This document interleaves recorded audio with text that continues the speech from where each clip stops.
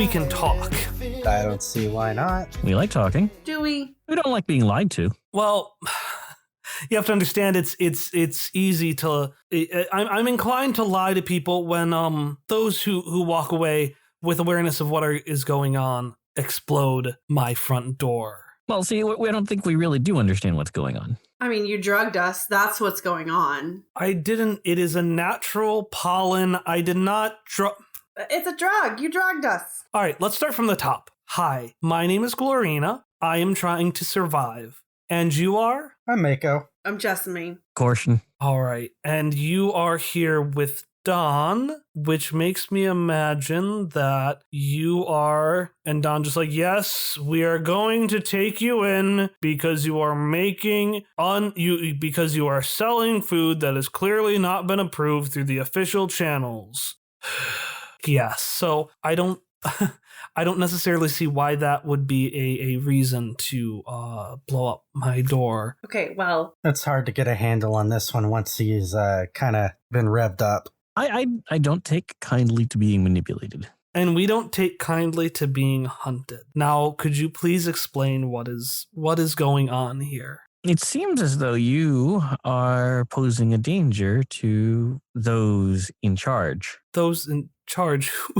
Who possibly in charge would we have to worry about? We go on our own. We've stayed on ourselves. Yeah, we sell fresh food, but how else are people here going to get food? It gets us shins and it gets people safe. I don't see what the issue is or why I don't see why anyone in power would care about us. Well, there are any number of reasons.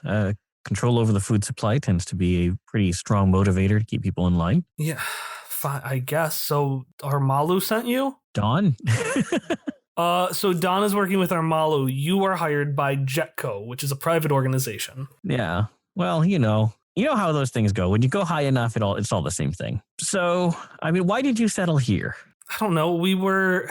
Okay, yeah, fine. I guess I'll explain our life story. So I am, I guess, the head of the Saracenians, or whatever's left of us.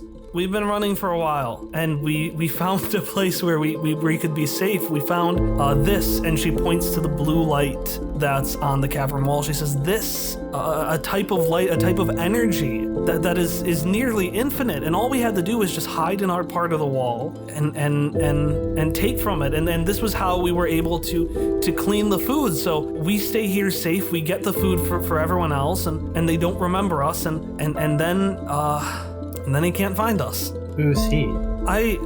It's not important. What's important is that we can't go anyplace else. This is where we're safe. This is where we're secure. And this is supposed to be where nobody can find us. So I need to know how you knew we were here. Let's back it up here. There are certain, the important thing when you're trying to negotiate is to investigate people's underlying assumptions.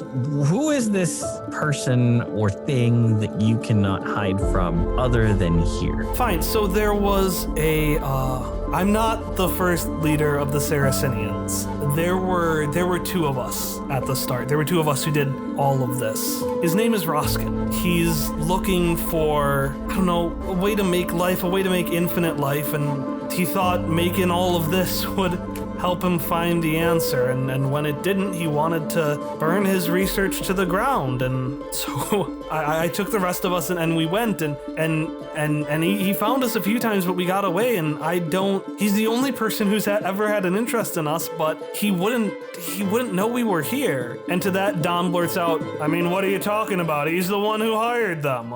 Oh, okay, so I figured out how we can solve this problem. I think I have an idea too. Does it involve Roskin dying? That's part of it, but it's got some others. All right. Okay, so that's as far as I got. So let's hear the rest of it. Well, things have been kind of rough for the Amber Clave lately, right? Yeah. Our headquarters currently isn't the best of shape, right? Yes. So they need to stay here and be hidden, right? Yes. So why not move our headquarters to here They can still cook food and stuff like that, but then, we can say it's from the Amber Clave. And then we still go hunt Roskind, but then kill Roskind, but then we have a better setup where we can guard them. There's Glorina and the Saracenians, can stay protected and everything. And it might be a little bit of an upgrade from where we're currently headquartered. It sounds like this could be a very beneficial partnership. Exactly. And we can hire Dawn here to do the paperwork. I am not allowed to be hired to other positions, so that will not be... We'll pay you under the table. I'm pretty sure that's how I'm already paid anyway. Good, so you're used to it. Just think of it as another level of bureaucracy. Come on, Don. I suppose you might have a point. And he starts to reach out his hand for an official handshake. And as he does, another explosion rocks the space. And he shoots his hand back down. And Glorina's like, wait, what's going on? What's going on? Do you have more? That wasn't us. And Don just pipes in, I suppose my paperwork finally went through. And as that happens, you can hear the footsteps of 2 Gendarme soldiers as they start searching the area beneath you. So you are behind the door, but they're searching, trying to find this evil plant organization that so heinously does not follow food protocol. Hang tight, we'll take care of this. Wait, do you have any more of that stuff? Or those spores? Or that pollen? 5 of them drop into your arms as you say that. Oh, also there's this. And she is going to hand you 3 different ciphers. So she's going to reach into the plants and she's going to pull 3 plant-based ciphers, which I'm going to create on the moment right here. So how ciphers work in the Quest Friends universe, I describe how they look and what they do. You get to extrapolate from that how you want to use them. Oh. Okay. She hands Caution. To you, she hands the cauliflower, just a bunch of this cauliflower-looking thing, which is called Anther. And are you familiar with spud launchers or potato guns? Yes. She gives you a potato gun made out of potatoes. Wow, that's some real nose to tail full utilization there. That's definitely a tuber launcher. All right, so for Jessamy, I'm assuming it's a purple cauliflower for Jessamy. yes, there's 1 purple cauliflower. You all get 1 cauliflower. Yours is purple, but she actually reaches in to she pulls out this like knotted jar, and into it she reaches into this light in the wall that was coursing in rivers, this harsh blue light, and she pulls it out and she bottles it. And she hands it to you and she's like, all right, this is nearly infinite energy. Please use it outside of the door. And then finally, for you, Mako, she's like, I don't have anything else. And she reaches around one of her arms and she pulls off a armband that has a single rose on it. And she hands it to you. Okay. I love it so much. And she says, I cannot thank you enough. And there's another explosion. But we will talk about what we do after this. And then do you all just march out? Oh, yeah. All right, you all march out, and I'm going to say that when you march out, you hear the Gendarme soldiers moving around. Just so you know, they're wearing the same gear that Don is wearing. Can I do something more for flavor than anything, I think, mechanically? Go ahead. So whenever we walk out of the doors and shut the doors behind us, Mako's going to take a canteen of water that he has, and he's going to coat the door in the water, and I have an artifact called Polar Touch that freezes. Normally on an attack, it would freeze a creature solid if they're in the water, but I want to use it to encase the door in ice as another barrier in case something were to happen to us, so maybe it buys time for Glorina and them to escape that area if they could. Okay, I love it. Yeah, the ice goes up, and it locks everyone in, and you hear some murmuring, and you just hear Glorina like, shh, shh, shh, shh, shh, trying to shush everyone in the other room. All right, let's see who's making them explosions. So you're gonna just charge out? Well, as we are leaving the room, I murmur, "Why don't we play this like they're already gone?" All right. Seems good enough to me. I will go down there and lie through my teeth. All right. If I don't come back, avenge my death. That's always the top of my checklist. The steps creak as you walk down, and I need you to roll speed defense as you get down to the bottom step. Okay, I will burn effort on that. That would be a level 5 success. All right, you just barely get it. So as you hit down, you hear a whip and a chain, the end of like what am I thinking? A grappling hook clangs into the side against you and whips back into one of the arms of the Gendarme soldier. Because you see now that their vests essentially let them shoot out grappling hooks like Spider-Man. So it goes back into their vest, and they just kind of look at you, and they're like, you're not a plant? No, I am not a plant. So let me guess, you're the sergeant. Yes, I am the sergeant. And the other one turns over and says, Valentine, you're not the sergeant. You started yesterday like me. Yes, I am the sergeant of the two of us, Valentine pipes up. All right. Well, in that case, then you really should know that you really need to be exercising better fire discipline because, well, this place could literally catch fire. Well, yes, I understand that, but, we have very dangerous criminals we have to catch.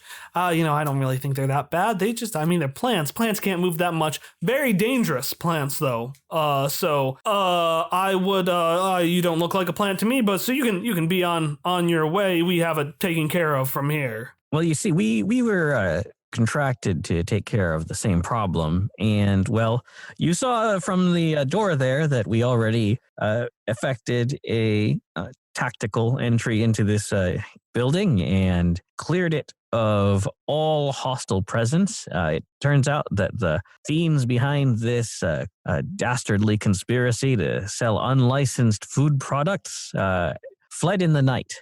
All right, give me a roll to convince that. He's going to look at you like, Oh, those unlicensed food products are the worst.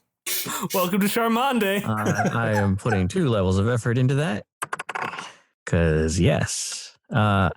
So, let's see. I rolled an 11 with training and 2 levels of effort would be a level 6 success. The soldier looks at you, and he says, well, that, you seem very official to me. That seems properly right. And the other one's like, but what about the paperwork? Did you fill out the, and it's GM intrusion time. So you want to give your other point to? I'm going to give you a point to refuse the intrusion. Ooh. He's going to be like, what about the, I'm going to provide the paperwork that I had Dawn fill out before I went down here.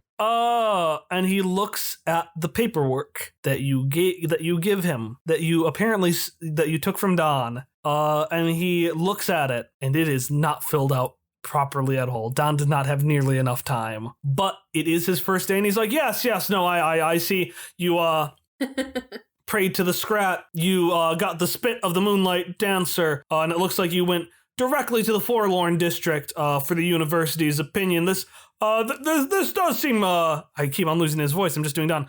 This does seem like accurate paperwork to me. I think that is correct. We will be on our way. And the two of them walk off, and they high-five each other for a job well done as they leave. Nice. After it looks like they're gone, I come down the stairs to meet Korshan. I'm going to replace the sign out front and hand letter a sign that says the Ember Clave. That's a good thing to do. With that, we fade out and we start to flash forward. We start to see visions of what the future would look like. The Amber Clave coming in, them forming bonds. Don just standing there. He ended up not taking the deal because he almost got caught when he tried to take it. He didn't want to be that risky. We see all these futures, and then they shatter in an earthquake. And you feel a rumbling around you. And I'm going to say, if it's all right, that you've met up with Glorina at this point. Like maybe you're trying to clean up the area. Yep. And you hear an earthquake, and we are back in the present day. We are maybe 5 minutes after that confrontation with the Gendarme soldiers. And you just hear Glorina say, that doesn't happen normally. Well, no, anywhere where that happened normally, I would, want to leave and not stay there. You said Roskind was here, right? You said Roskind paid you. I don't think payment was never mentioned. Who negotiated this deal? Jessamy did it. I'm so sorry. She says, no, but Roskind hired you. Yeah. Oh no, he can finish the cradle. He can finish the cradle. What is... But he wouldn't have the resources to get to get there. He's You're not making sense? You're speaking in riddles. The cradle. Roskyn wanted to make something called the cradle. It would grant him immortality. If he had access to this light, and she points back to that blue light in the caverns, this is all throughout Charmande. Charmande is built on a bed of energy it doesn't use. If he could get to it, he could finish this thing that he uses for his eternal life or whatever nonsense he calls it. That's gotta be why he knows we're here. If So, is Roskyn like you all? Can he feed off the light the way that y'all do? he, to a degree, yes, we were the more extreme versions of his interpretation. He can feed off of the light, but even if he couldn't, that is an endless bed of energy. If he accidentally overcharged that could be disaster for all of Charmande. Doesn't matter how nicely we have things built up here. It may be an endless bed of energy, but Wait a minute. Why don't we just find some way to channel it? even if he's siphoning off some to power his works, even if it's not as much as y'all, it's still, there's a loss somewhere in the chain of energy. You're talking about figuring out where. Yeah, if we can figure out where he's drawing from, we'll know where he's at. And as Mako says that, Jessamy, who apparently negotiated the agreement, is remembering some of the fine text. They've been working to fix the Radiant District. The giant Rube Goldberg machine has not been functioning up to par. It has been sluggish and has been slow. Jetco has set up a base there to help fix this machine that supposedly hasn't been operating at its full capacity. Okay. If this machine is operating at its full capacity, what does that change for the city? Nothing good, I'm assuming. It doesn't make a difference, but if Mako is right, and that energy would have to come from something else. That's why it's not functioning. All right. I briefly, because we're in a high stress situation and we have to go quickly, summarize the fine print of the contract that I obviously read but did not share with the rest of the party. So I think I know where he's pulling that power from, Mako. Where's that at? From this district. What's the name of the district again? I'm sorry. Radiance District. The Radiance District. You know what? That makes sense. It's got that goofy machine that's never worked in like forever. If they got that thing up and running, that would pull quite a bit of this energy. Even though it's limitless, it would be quite a draw. That makes sense that he might have holed up there somewhere. How big is the this machine? It is the size of an entire district, so imagine a fourth of a big ol' hill. All right. Well, Don, how much more paperwork for some more explosions in the Radiance District? Honestly, I did my job. I found the plot. I found the culprits. I hired the individuals to find them, and the individuals seem to believe that the situation is taken care of. So far as I am concerned, the situation is resolved. Oh, Don. And with that, Don walks up, turns to you, says, I would say it's a pleasure, but And with that, he walks out of the location and out of this episode. I love that Don's last line is, He's the real hero. All right, it looks like we're going to the Radiance District. I think so. So, and as that happens, you hear a slam as the door behind locking all the things shuts. And you turn over and you see decked out, I'm going to say it's leather now, in a leather jacket and leather overalls, and with all 8 of her octopus plant legs holding plant guns. Gloriana just says, cool, let's go.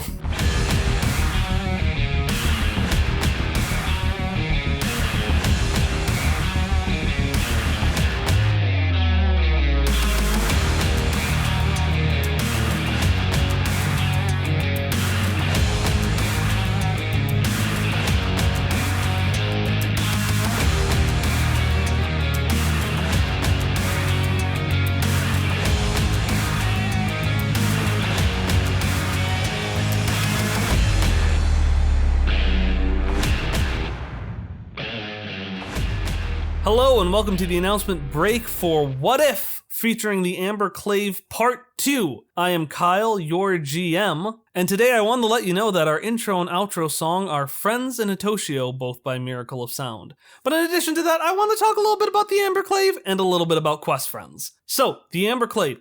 I've talked about him a lot in the previous episode, but again, It's another Numenera podcast. It stars the 3 protagonists you see in this game, but in a different interpretation of the 9th world. One that features a lot more water. They just finished the Waterworld season, my term, not theirs, and starting 2 weeks today, they're going to start a brand new season that does not take place in the ocean, but I don't want to say any spoilers, but as is to be expected with Numenera, shit gets weird in the most wonderful of ways. And in fact, if you listen to that first arc, you'll get a pretty strong idea from where these episodes came from, as these are largely an interpretation from a few episode arc that they had. It's got Glorina, it's got Roskilde, but instead of being in this bureaucratic weird space of Charmande, the Submergine is an actual submarine city, Glorina is just a good old-fashioned half-octopus lady, and they supplement this story's kind of dark tone with just a whole lot of romantic shipping.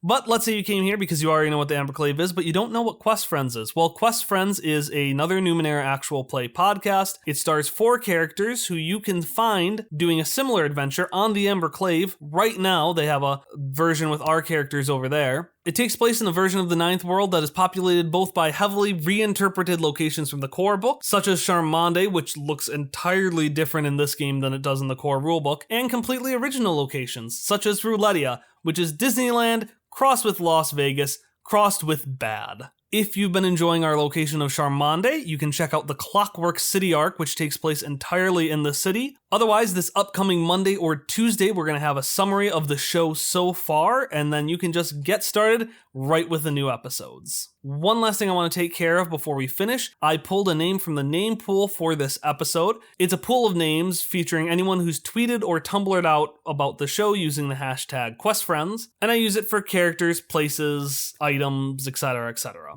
Today's character from the name pool is Sergeant Valentine, named for MJ_Valentine on Twitter. Thanks so much for tweeting and continuously tweeting about the show. Hearing your feedback is just, it's really great to know that people are enjoying the show, and I hope you enjoyed your little role in it. All right, that's all I got for you today. Again, if you've enjoyed this, be sure to check out the amberclave.com for their what if scenario featuring our protagonists, and then be sure to come back in a week for our summary episode on Monday or Tuesday, April 22nd or 23rd. I'll see you then.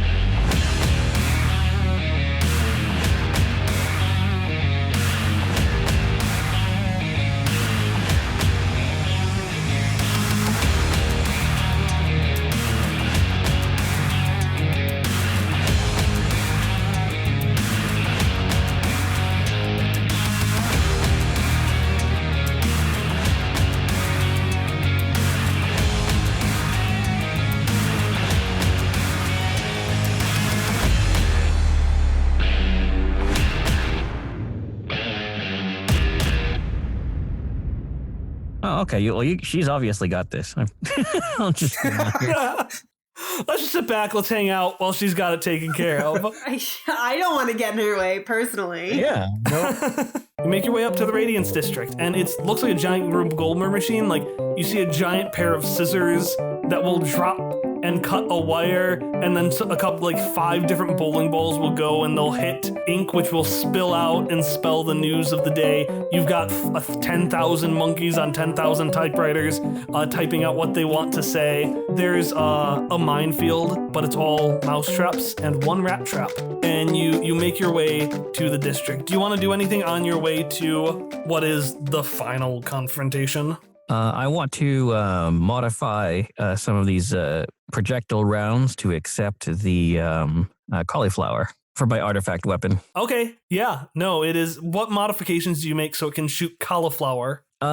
Basically, there's an explosive warhead on these things usually, and I just remove that and pour the pollen in its place, and leave the primer charge at the bottom to spray it when it impacts the target zone. Okay, you now have glimmer bombs. Oh, congratulations! And then I will write "Forget Me Not" on the side of the tube. That was beautiful. Do we do anything else? No, I have to make recovery rolls. quite a few of them. Make those recovery rolls. I stare longingly at the Susky district as we scamper by. You look at it, you see so much. It's so silent, as if the calm before a storm that would last exactly 11 episodes. That are about 40 minutes long apiece, almost.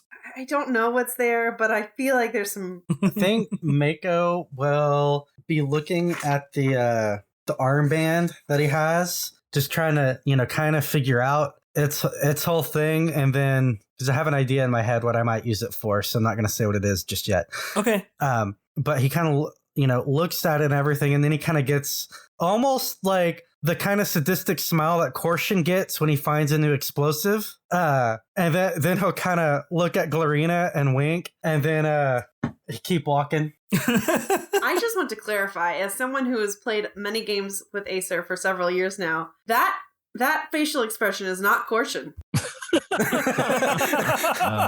I didn't want to tell too much about Acer, but okay. I'm going to blow something up. I mean it. I say it with love. All right, so we got the recovery goals taken care of. We've got the wink, which was returned, although not well. I mean, she normally talks to plant animals, so winking is not something Glorina is practiced in, so it looked more like a blink, but the intent was there. All right, so you make your way through the district, and you start to notice that some of the things of the Rube Goldberg machine have been taped into place, and you realize that's because they're vibrating, because as you're getting closer to your destination, you can tell because there are more explosions. And as you make your way, you see there are a series of wires that aren't connected to the machine as a whole. They're kind of separate. They look like telephone wires, and as you go, you see a handful of robotic vultures with green ooze coming out of their mouths, setting themselves down on the wires and watching you. And eventually, you follow the light. Because as the pounding gets stronger, you start to see a fountain of harsh blue light spilling out from a hole at the edge of one of the walls, a much more open area. It's still kind of almost in the center. It's in the center of the machine, so it was hard to see at first because the machine was blocking it, and there were impromptu machines for construction conveniently set up so people couldn't see the light. But as you round the corner behind a giant bowling ball that is used as one part of it, you see a man standing above what looks like a cradle made out of wood, a large human-sized cradle, which is hanging over this pit of light. And the man is standing there, and he has two basically Doc Ock robotic arms that are covered in plants. And they actually flower out, the fingers flower out like the spokes of a flower. So they're like 8 fingers for each hand that are kind of planting as he's getting things together. And there's lots of vibration as he tunnels into the earth even more with some machinery. Can I get a range estimate on that cradle? That cradle's probably a short distance away from you. And this man with a baby face is there as well. Because the one last thing about Roskin, which lets you know that he's searching for immortality, is in the Amber Clave he is described as because I just listened to this, as what is it, butter spread over too much bread. In Quest Friends, he looks like a baby face, but not any baby face. Like the babies that look like really old men and you can't tell if they're a baby or a really, really old man. That's what he looks like. He is a baby old man. Wow. Oh, man. And his eyes glimmer with green sparkles because he has photosynthesis inside of him. All right. Has he seen us? He has not seen you. He is busy working on the cradle. Yeah, he's busy working on the cradle, and it looks like he's doing some drilling because you can see the light kind of shimmer a little bit as he seems to be trying to drill in even deeper and access some more of it. All right. Jessamy, I've got an idea. Okay. You take this spud gun, and I like on it. 3, you shoot him in the face. This is either going to go great or really, really bad. I'm counting on it. I say, as I load an explosive charge, and I'm going to point it toward the cradle. I take the spud gun and I aim it and I wait for the count. All right. Korshin, Glorina, this is the whole reason why surprise rounds are so awesome. Wait a minute. What did I just say? Everybody got some sort of ranged thing to make his life miserable ready? Glorina has 6 plant guns raised because I didn't write what she had, so now they're plant guns. So we got the spud gun, the plant guns, not the spud gun, we've got the rocket launcher, the forget-me-not, we've got the plant guns. What are the other things that we have, just so I know what everyone's doing? I think right now I'm just going to have an onslaught attack ready. Well, I'm firing. Okay, everyone do their rolls, and I sometimes have NPCs roll because I think that's more fun than just automatically winning or losing. I got a 19. You got an 18. 16. Okay, so we are going to ruin Roskin's day. And everybody's going to ruin his day. So the first thing I need to know is just everybody, we're just going to go in order, and you need to let me know, are you targeting the cradle or are you targeting Roskind? Well, technically I targeted both because it's impact point and immediate range of anything within that point. Okay, so Acer's going to hit both of them. Korshin, let's have you kick it off. What is the first thing that this poor man sees? All of a sudden he sees at about short range someone stand up with a huge metal tube and bring it up to his shoulder, elevated about 45 degrees, and there's just this little igniter flash, and then this thing just goes blasting toward him and lands right in the middle of the cradle, and then just sits there, hits it, and then just sort of like spins like a top for a second as the igniter fuse winds down and then blows up. All right, it explodes, and you see one of the arms holding the cradle just not one of his, but one of like the poles holding the cradle just explodes, and the thing hits the ground, and he just like blocks his face and he says, "What?" And as he says what, he's pelted by 8 different like seed bullets that just hit him and then bloom into beautiful flowers on his face as he gets pelted by Glorina. Aww. And then what happens next? Well, my directions were to aim at his face. So I'm assuming it's easier now because there's flowers, like, hit me. Yeah, I'm gonna say he brushes the flowers out of his face as he sees the next attack happen on him. Right, and it's going to his face, and it's the spud gun. And did you get it? Were you the one with the 19? Or was it Len? Who got it? I had a 19. I had an 18, Okay. so... Okay, so it does do some extra damage. Yeah. All right, so he gets hit in the space with the spud gun, and it just poof. It looks like a firework, but it's all glittery because it's cauliflower. This is the prettiest attack. It's like, it's beautiful. I love it. It's the prettiest murder ever. So then it gets in his eyes and he starts to wipe it out, and he looks and he's like, "Oh, Glorina, nice to see you." And then he gets hit by Mako's attack. Mako, what? Pretty much it. Before even I think gets out the he gets interrupted with an onslaught. So it's basically a bunch of ice crystals and stuff being shot towards his face. So it just hits him in the face, and one large, particularly like hail piece knocks him in the head, and it's like, in the fighting game where you get a KO and someone just like KO, and they just like slowly fall. And they hit the ground. And then after a few moments of sitting there, the 2 arms raise up, and you hear an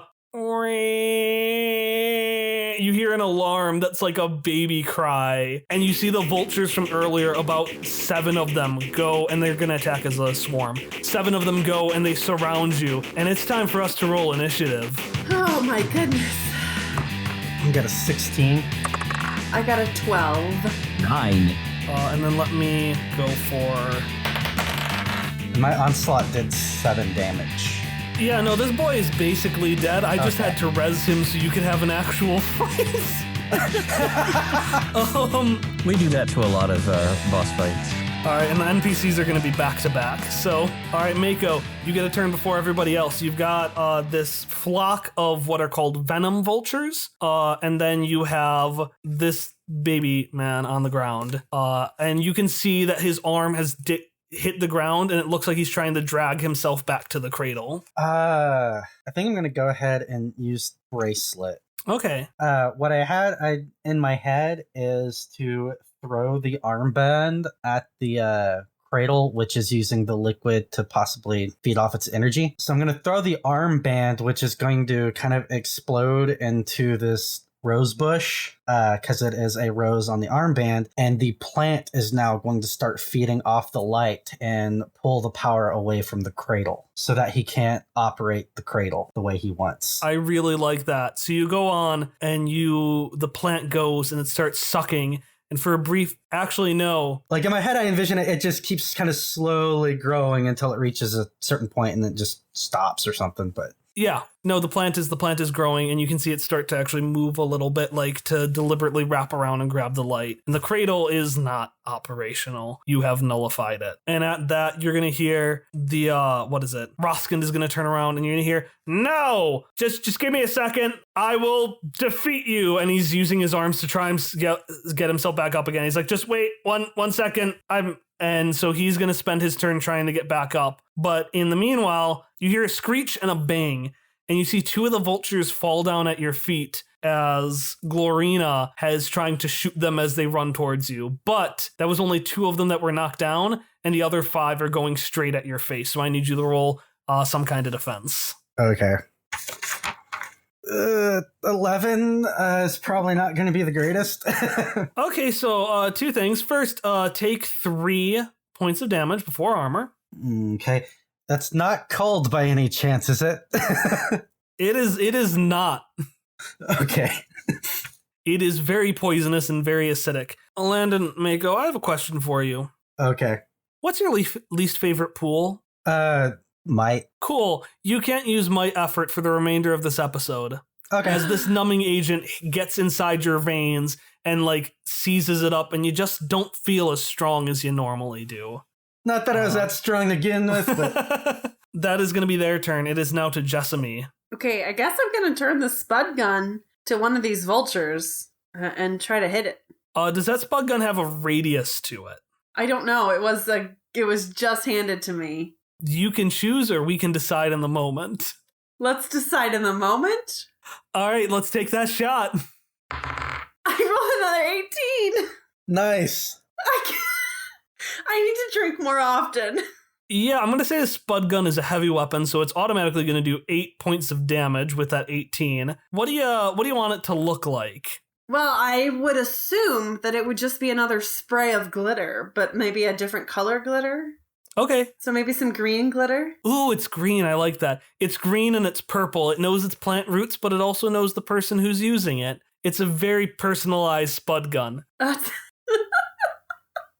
is the most beautiful battle.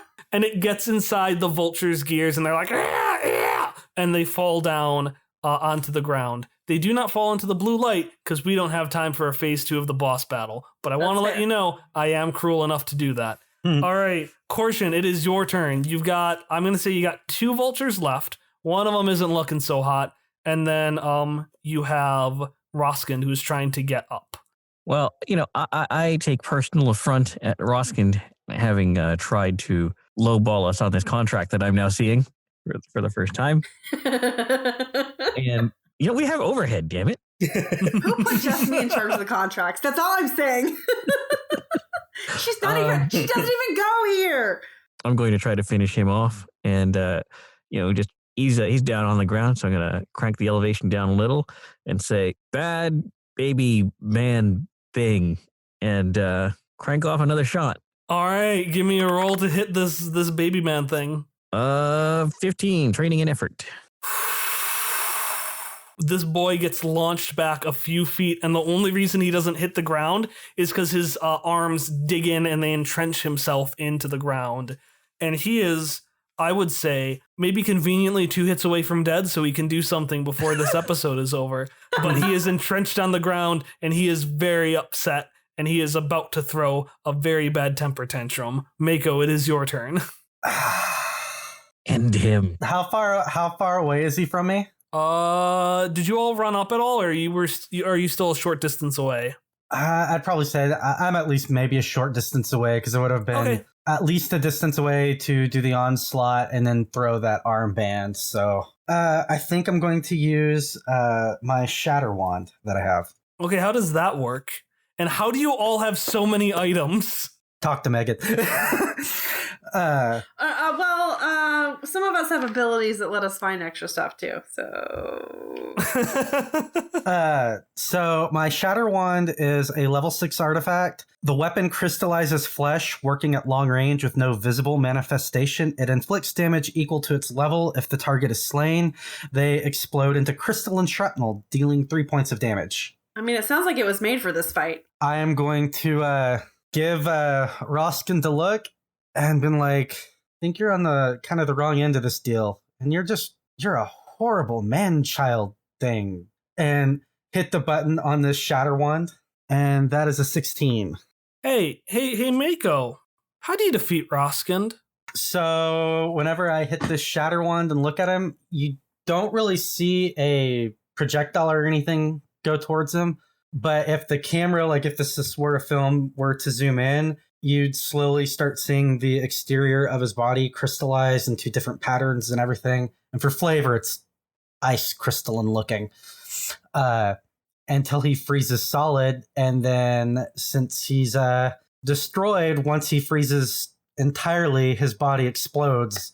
The shattering explodes, and all of you are shielded by it. And as it hits, you see it hit the other wire of the cradle, and that and the rose bush fall down into the pit below, as do, and both of Roskin's arms, his 2 Doc Ock arms, spiral out onto the ground beneath your feet, as do the 2 venom vultures, which screech as they get hit, and they're like, ah! And they hit the ground. But that vibration also hits the wires that were holding the bits of the Rube Goldberg machine in place. Uh-oh. And suddenly you hear a thong as a giant hammer hits a cymbal, and you like see a bowling ball from behind you. It slides out from behind you and starts going down a ramp. Scissors in the distance come down and start cutting. The monkeys start going, and they start screeching, and they start hammering away at the typewriters, and ink spills everywhere.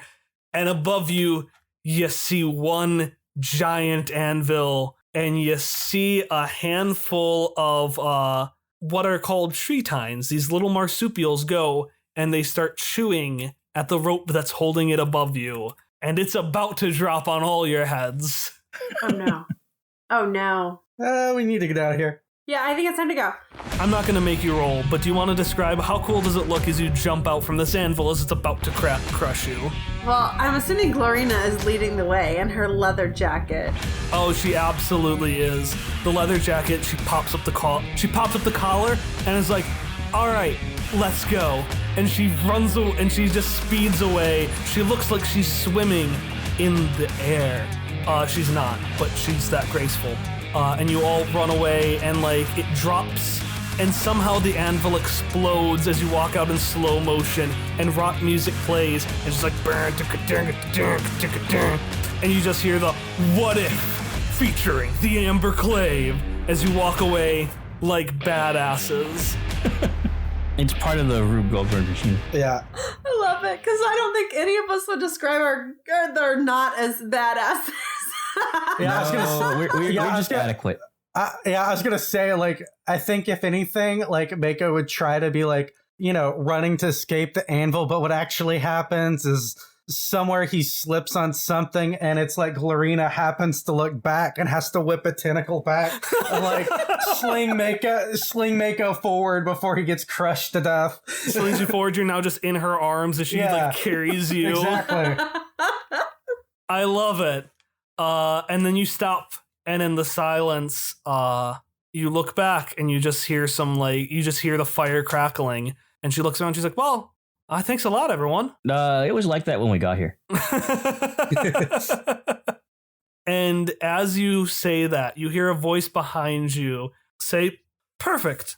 You already know how to express the story. And as you look around you, you suddenly see that you're surrounded by dozens of Gendarme soldiers. And you actually see 2 of the arms, which are still there, the 2 arms, look like they're gonna go and grab you. They like reach out to grab you, and then suddenly they like stop and they knot themselves together and they fall back onto the ground. And you turn around and you see a woman who is stroking one of her hands, and she is wearing tall heels, and she has a clipboard under one of her arms. And she walks up and she says, I wanted to thank you so much for taking care of this situation. Queen Armalu will look past it. This was absolutely broken when you got here, but we appreciate that you found it for us.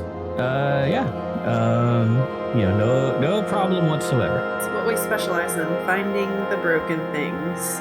Of course. And you were the Amber Clave, correct? Yes. We need to apply for a rezoning permit. I don't think, and she looks down and she starts writing on her clipboard, I think I'll put in a good word with the Queen. I don't think you'll have to rewrite that permit. I think you'll be fine perfectly where you are, and you should not hear any problems from anybody. And I suppose they won't hear anything from you as well. I think this will be a nice little bow on the whole night's affairs. I heard you weren't probably going to be paid by Jetco for that, so the Queen will reimburse you, and we'll take care of anything that you need. Oh, thank you very much. We're happy to be of service to the Queen. Jetco was going to pay us a lot of money. Jessamy tosses the contract into the fire.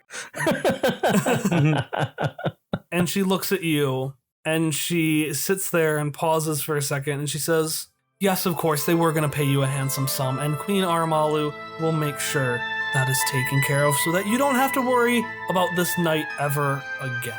Feel free to reach out to me if you need anything. And she is going to hand you a card, and you are going to see right underneath the symbol of a clock with its gears clearly visible, the name Vera Leani.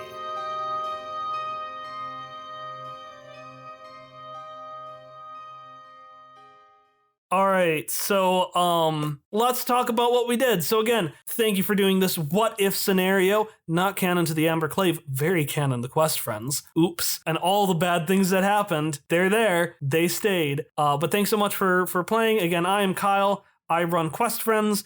You're on our feed right now. You don't need to know anything more about us. If you liked what I did, then check this out. If you listen to us, check out the Amber Clave, which you'll figure out how to find it when everyone goes through who they are and how you can find them, and also how you can find the Amber Clave. I'd explain it, but I think you can do it better than me. So I will just hand it over to you. All right. So this is Acer. I was playing Cortian Lambro. Let's see. Impulsive, stealthy glint who devotes everything to the cause. You can find me on Twitter at Acer_Tolentino. You can find us on Twitter at Amber Clave. The podcast has just finished its first season and is most of the way through recording the second season. So we hope you would check that out. Megan and I are also, and Landon and Shauna are also on the Redacted Files podcast, which is at TRF Podcast on Twitter. Yeah, the Amber Clave. The first season is in Underwater, and the second season is, I know you spent a lot of time in Kai, which our listeners will know as Key, because I got the name wrong, and I'm sticking with it.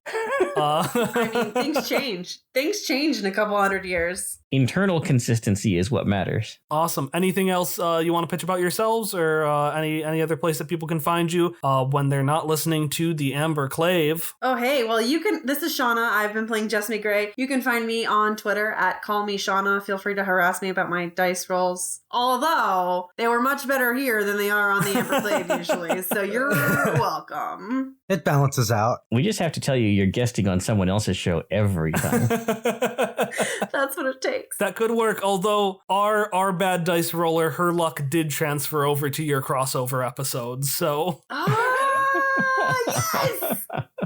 We are sisters! Oh, no. And I'm Landon. I've been playing Mako, the Perceptive Mutant Nano who wears a sheen of ice. You can find me on Twitter at solemn_Lyrian. All right, thanks so much. And again, I am Kyle. I am on Quest Friends. Stay on this feed, and you found us. But yeah, download all of us, download the Amber Clave, but do that after we do our closing, because every Quest Friends episode ends with a cliffhanger. It's a few days later. The Amber Clave has set up. They have happily set up their new digs. There is a new door. It is now very, very explosion resistant. In fact, they asked Cortian to help ensure that it was explosion resistant. You were able to, you're still kind of doing things under the table a little bit, but people are getting fresh food, which is honestly something that's in short supply. And anyone who can remember, Korshin makes sure that they know they need to forget. Is there anything that you want to like have done, or anything special that has happened in this couple of days that you have reset yourself up? Make sure we're on good terms with all the gendarmerie personnel who patrol this district. Okay, you're on as good as terms as you can. Honestly, no, because those two new guys that Korshin had met, they're really impressed with you, and they just love you. Like they're the new leaders of this district, and it was specifically because they got all the credit for catching those plant guys, so they love you. Yeah, so I will impress them with my previous experience as a town guard, and I know all of the great tricks for malingering and doing as little work as possible. All right. How about Jessamy and Mako? Are you up to anything special in these next couple days? Yeah, I'm trying to get Don just to open up and really embrace his feelings. You call Don. You try to get him to open up a few times. He does tell you a few new things. You learn his middle and his last name, knowledge no other human has ever and will ever learn, including his parents.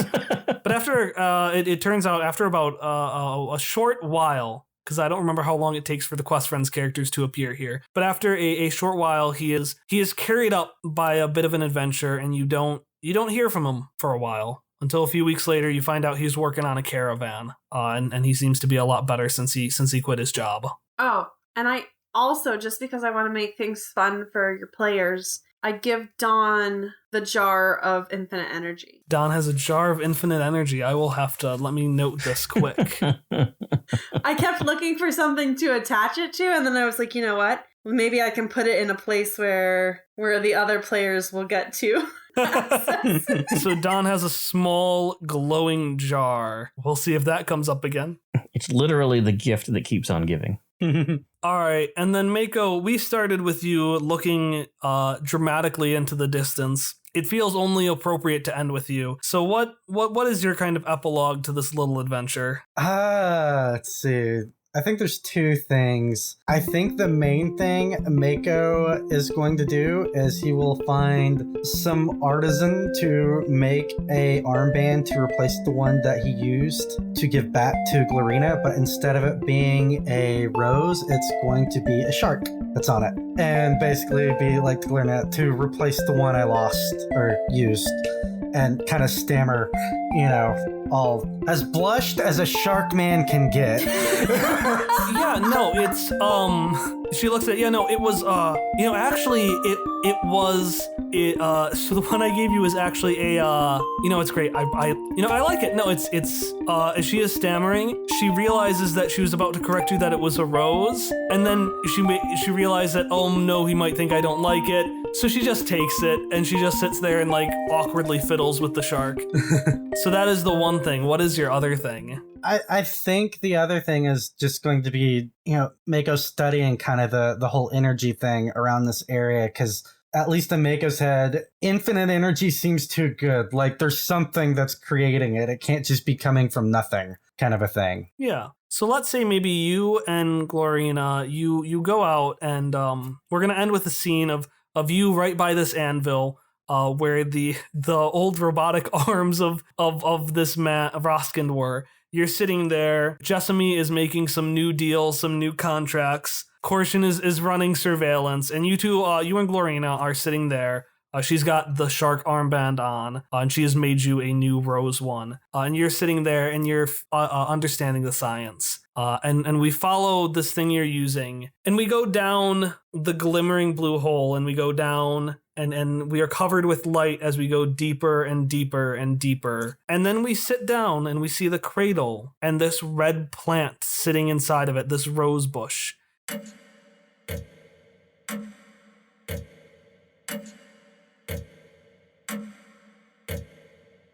And we see them on a gear, a giant gear of a clock. And inside of it, we see gears of many other clocks. And they're just rotating slowly and slowly, just bit by bit, like a clock, like tick, tick, tick. And the ticking goes faster and faster to show the passage of time. And we see multiple scientists in various outfits going on, doing some research. We see them going back and forth. We see a scuffle between a Gendarme soldier, a android with a long purple scarf, and a short woman brandishing a folding chair and a red hat with 3 candles in it. And then shortly after that, we see the clocks go faster and faster, and we see an explosion of the blue light, and then we see it disappear. And in the darkness, after a few moments of silence, we hear the rose bush, which has grown bigger and bigger and taken on various features over this passage of time. We hear the rose bush move around, and we hear it scrape, and we hear almost a stomach growl, and we just hear it go, feed me.